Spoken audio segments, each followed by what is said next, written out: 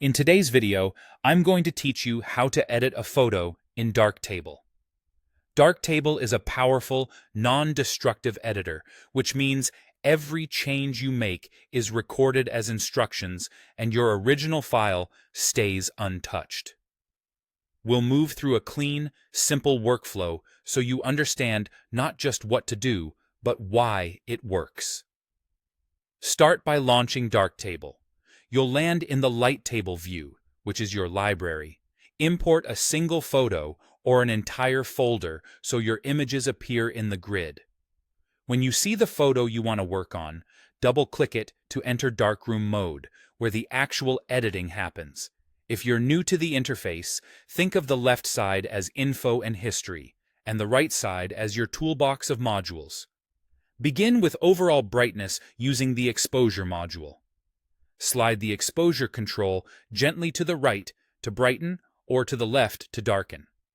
This mainly sets your midtones, so watch the histogram at the top to avoid clipping highlights or crushing shadows. Small moves are best. Aim for an image that looks balanced without losing detail in bright areas like skies or dim corners.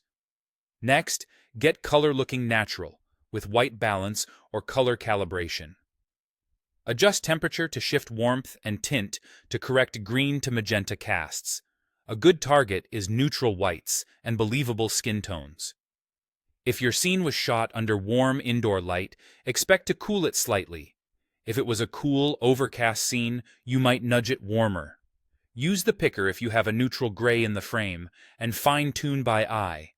Now add depth and shape with tone mapping and contrast. Filmic RGB or sigmoid helps compress extreme highlights while keeping shadow detail, giving you a film-like roll-off instead of harsh clipping. If specific areas need attention, the tone equalizer lets you subtly lift shadows or rein in bright zones. Keep an eye on halos or crunchy contrast. Ease off if edges start to look unnatural. With the tone set, enhance texture.